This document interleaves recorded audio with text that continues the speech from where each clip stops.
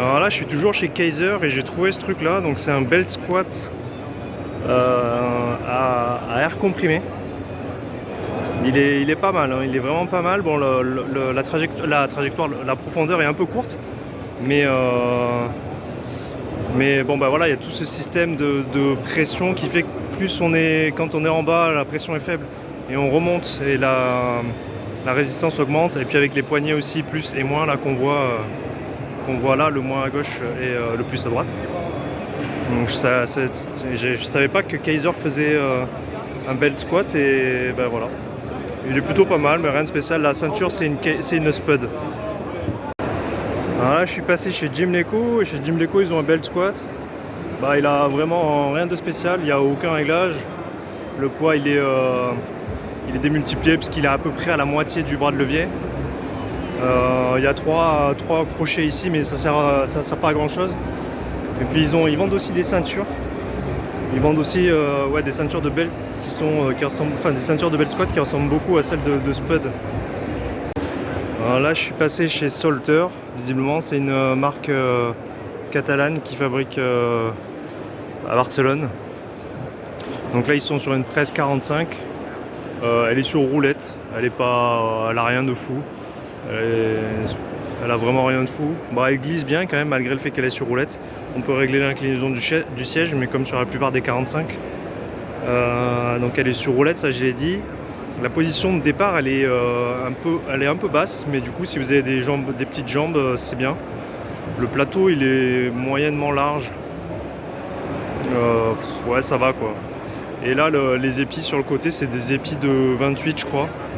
Donc en fait les disques de 50 ils ont tendance à branler, ils ont vachement glissé. Là on voit que j'ai fait quelques reps, ils ont vachement glissé. Mais il y a aussi des épis au-dessus qui sont en 50. Donc je sais pas pourquoi ils ont mis des petits épis comme ça, mais c'est un peu merdique. Et puis là les sécurités elles sont indépendantes. Je sais pas pourquoi ils font ça, mais en tout cas il faut activer l'une et l'autre pour pouvoir mettre les sécurités de chaque côté. Toujours chez Synergy, ils ont un concept d'avoir deux machines en une un peu. Enfin c'est à leg press. En fait le deux machines en une c'est un peu du blabla. C'est juste que le siège peut se régler en inclinaison et en gros on a le siège soit à plat soit remonté comme une leg press classique. Donc elle coulisse bien. Moi je la trouve plutôt agréable. Après la particularité c'est que le plateau il peut non pas se régler en inclinaison, mais il peut être plus ou moins stable. Et là il est complètement stable, mais en actionnant la manette de l'autre côté, il y a un genre d'instabilité en gros quoi, qu'on ressent surtout quand on a les genoux pliés, et que quand on a les jambes tendues, on ressent pas trop. Donc ouais, c'est plutôt pas trop mal quoi. Je sais pas trop combien ça coûte, mais c'est pas trop mal. Alors là je suis passé sur le stand de Nexa. C'est des Espagnols. Et ils font une genre de leg press. C'est un peu... j'ai pas très bien compris le concept mécaniquement, mais en gros on peut changer le poids entre la concentrique et l'excentrique. Et du coup mettre plus lourd sur l'excentrique par rapport à la concentrique. Sur le principe ok, mais bon sur la réalisation c'est complètement nul, hein. Ça marche super mal. Cette espèce de poignée là que vous voyez, c'est pour déclencher ou arrêter l'exercice. Et puis il y a cet écran pour régler, voilà, on met ses pieds là-dessus. Sur le papier c'est une bonne idée, mais la réalisation elle est complètement nulle. On peut changer le réglage du siège. Alors j'ai demandé au mec si on pouvait le mettre justement comme ça, il m'a dit non mais c'est bizarre, vous êtes sûr de votre coup? Bon bah je sais pas, moi je pensais que si la machine elle pouvait pivoter, bah c'est sûrement que ça pouvait marcher, mais bon ça marche, hein, mais c'est un peu bizarre quoi. Alors chez Primal, ils ont un reverse hyper couplé avec un GHD. Il y a tout qui est assez mal foutu dans ce truc, hein. Il y a le réglage ici de la profondeur du GHD, et ça pèse un âne mort. Il y a le réglage pour passer, là on est en reverse hyper un peu incliné. On voit qu'il y a plusieurs réglages là. Tout pèse un âne mort sur cette machine. Le réglage ici des coussins, il pèse 3 tonnes. Il faut s'y mettre à 2 quasiment pour le régler. Donc il y a des élastiques aussi. Enfin la possibilité de mettre des élastiques. Et puis ici il y a un réglage de profondeur en enlevant cette espèce de tige là. Bon, c'est pas la meilleure machine qu'ils ont faite. Hein. Donc là je suis passé sur le stand d'Eleiko, il n'y a rien de... La plupart c'est pour faire de l'altéro. Mais là ils ont un GHD qui est pas mal. Bon, là il a rajouté un pin pour mettre les bandes élastiques. C'est magnétique, c'est plutôt rigolo. On va le voir. Voilà. Là, et il est très bien, moi je trouve qu'il est super confortable, on a de la force dessus, mais je sais pas pourquoi en fait. Sur celle-ci j'arrive à faire pas mal de répétitions, sur la plupart des autres GHD que j'ai testé, j'en fais une demi et je suis cuit. Ici le réglage il est super fluide, donc ici on dessert et après avec ce truc là on peut faire coulisser. C'est vraiment agréable. Il n'y a pas beaucoup de réglages, hein. Mais la finition est vraiment top, on voit que le métal ici est de super qualité. S'il faut... Alors ouais, je lui ai demandé, c'est 2400 €, hein, donc c'est un peu plus cher que ce Veltus. C'est même genre 3 ou 4 fois plus cher que la plupart des GHD. Mais en tout cas, il est bien. Alors chez Primal, ils ont aussi un leg extension, il est tout simple. Il y a des réglages au niveau de la longueur ici des tibias. Le réglage du départ se fait sur cette came ici. Et puis il y a le réglage de la profondeur, on ne peut pas régler l'inclinaison du dossier. Donc il n'y a pas de démultiplication, hein, c'est vraiment archi simple. Le seul truc un peu particulier de cette machine, c'est la forme de la came. Et ça coulisse bien, elle est plutôt agréable, je trouve que c'est une machine qui est plutôt bien faite, quoi.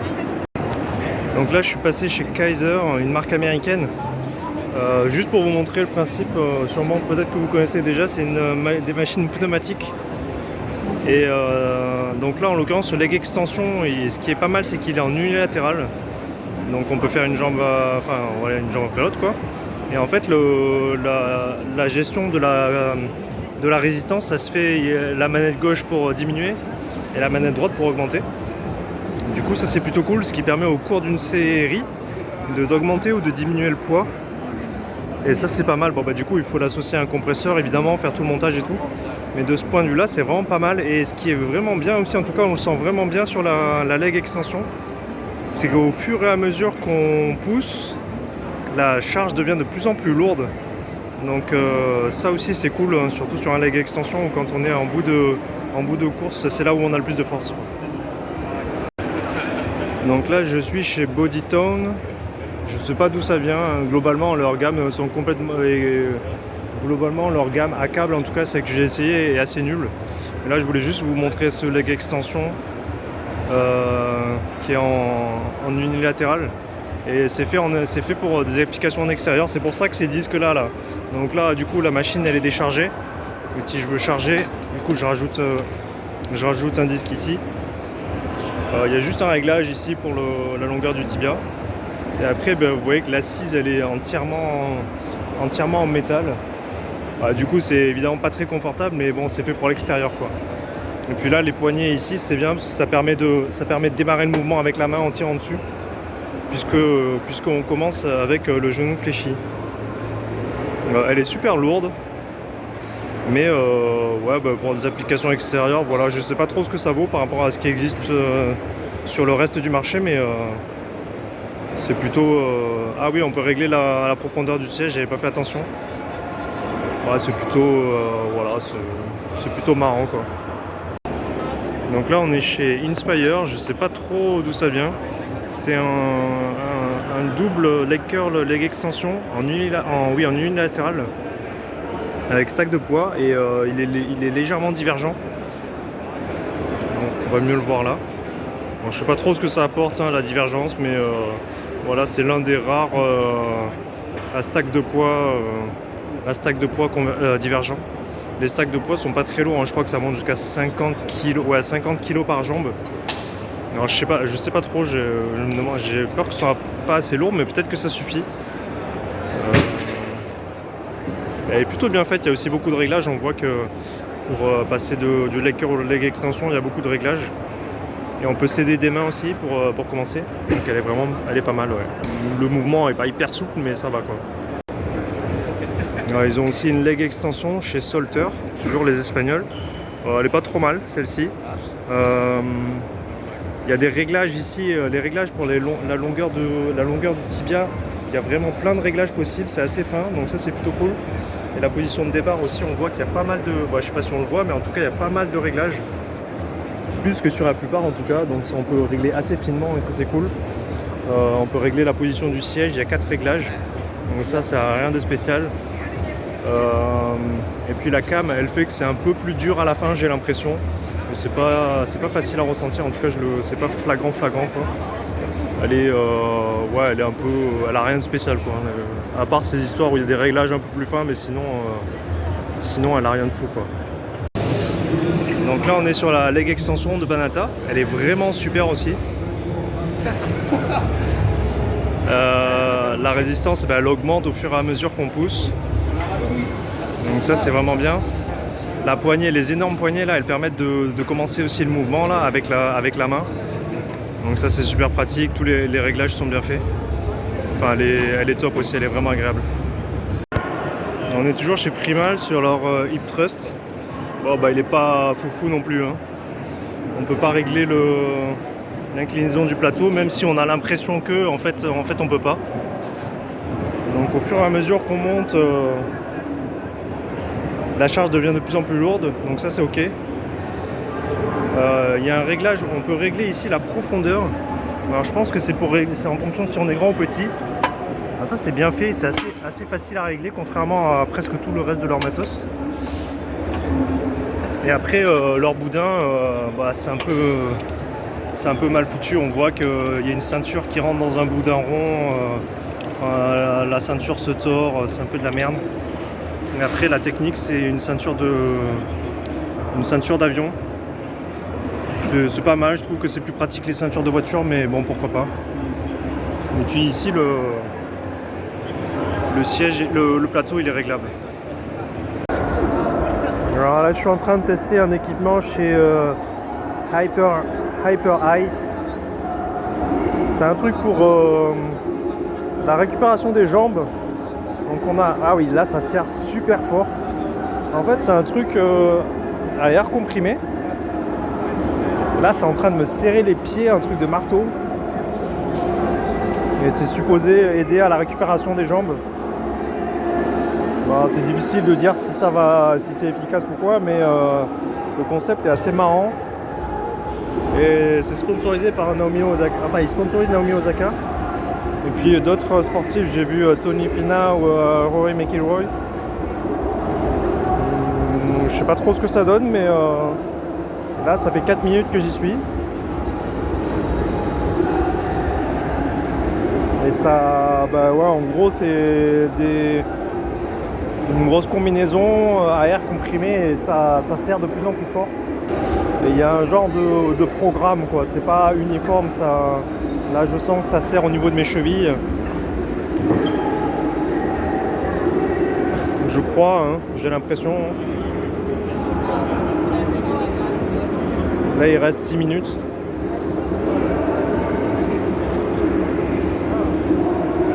Voilà, là les deux jambes sont pas à la même taille.